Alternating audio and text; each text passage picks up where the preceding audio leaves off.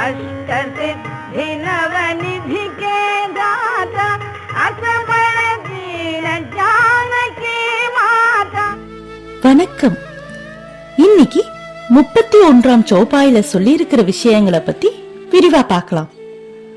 ராஜா ஜனகரின் மகளான சீதாதேவியின் வரத்தால் நீங்கள் 8 விதமான சித்திகளையும் 9 வகையான செல்வங்களையும் கொடுக்க வல்லவர் அப்படின்னு துளசிதாசர் ஹனுமனின் தெய்வீக சக்திகள் அருளும் பண்பை பத்தி இந்த சௌபாயில குறிப்பிட்டிருக்காங்க. நாம பிரம்மாவ கிரியேட்டராவும், விஷ்ணுவ காப்பவராவும், சிவனை சங்கடங்கள் மற்றும் நெகட்டிவிட்டிஸ அழிக்கிறவராவும் இதுவரைக்கும் பார்த்தோம். ஆனா இவங்க தனக்கான ஆற்றலை பெண் தெய்வங்கள் கிட்ட இருந்துதான் பெறாங்க. உதாரணத்துக்கு படைப்பாற்றலுக்கு தேவைப்படுற ஞானத்தையும் சித்தியையும் சரஸ்வதி தேவி பிரம்மாக்கு அளிக்கிறாங்க. அதே போல உலகத்தை காக்க விஷ்ணுவுக்கு லக்ஷ்மி வளத்தை பகிர்றாங்க. உலக நடு நிலைமைய அருளும் சிவனின் சக்தி ஸ்வரூபமா பார்வதி தேவி இருக்காங்க.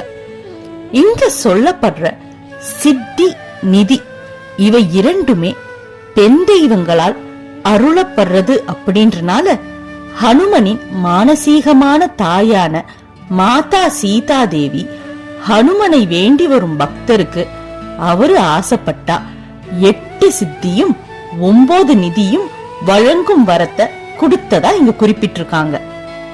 சரி, சித்தி மற்றும் நிதி அப்படின்னா என்ன? சித்தி அப்படின்னா தன்னையும் தன்னை சார்ந்த சூழ்நிலையையும் இந்த அகண்ட பிரம்மாண்டமும் அதில் வாழும் ஜீவன்களையும் கட்டுப்படுத்தும் சக்தி. நிதி அப்படிங்கிறது செல்வம், செழிப்பு, வளம் மற்றும் வெற்றியை குறிக்குது. இப்போ நாம 8 விதமான சித்திகளை பத்தி விரிவா பார்க்கலாம். அனிமா, மிக சிறியதாக மாறும் சக்தி. ராமரின் மோதிரத்தை நாகலோகத்துக்கு சென்று தேட தேனியை விட சிறிய ரூபம் எடுத்ததா பார்த்தோம் இல்லையா? அப்போ ஹனுமன் அனிமா சக்திய பிரயோகிச்சிருக்காரு.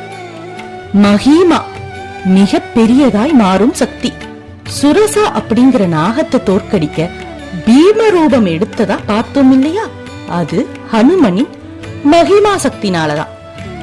கரிமா, மிக கனமாக மாறும் சக்தி. மகாபாரத குறிப்புகள்ல பீமனால ஹனுமனின் வாள கூட நகர்த்த முடியலன்னு பார்த்திருப்போம்ல, அது ஹனுமனின் கரிமா சக்தியின் வெளிப்பாடு. லக்கிமா, மிக இலகுவாக மாறும் சக்தி. லங்கைக்கு ஹனுமன் பறந்து சென்றதா பார்த்தோம்.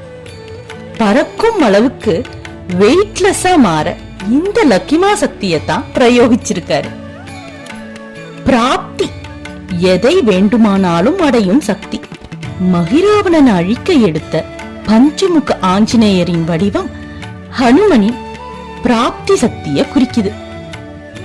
பிராக்கம்யா, அனைத்து ஆசைகளையும் நிறைவேற்றும் சக்தி. சூரிய பகவான் கிட்டையே கல்வி கற்கணும் அப்படிங்கிற ஆசை நிறைவேற்றினது அவருடைய பிராக்கம்யா சக்தியின் வெளிப்பாடா பார்க்க முடியுது. இஷிதா, இயற்கை சக்திகளை கட்டுப்படுத்தும் சக்தி.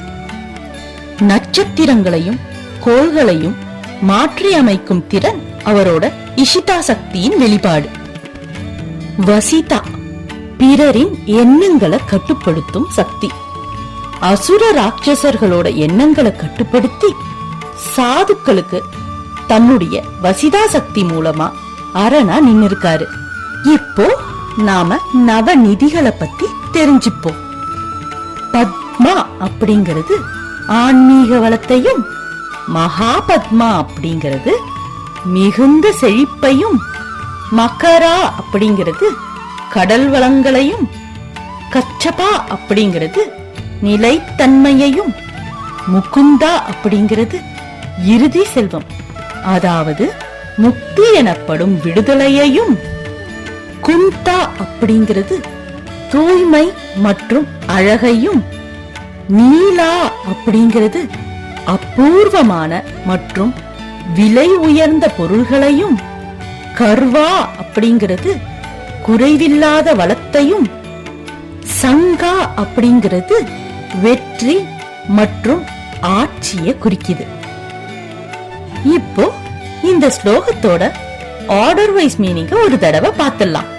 அஷ்ட சித்தி 8 விதமான சித்திகள் மற்றும் நவநிதிக்கே தாத்தா 9 விதமான நிதிகளையும் அளிக்கும் வல்லமை அசபர தீனு வரமாக பெற்றிருக்கிறீர்கள். யார்கிட்ட இருந்து? ஜானகி மாதா.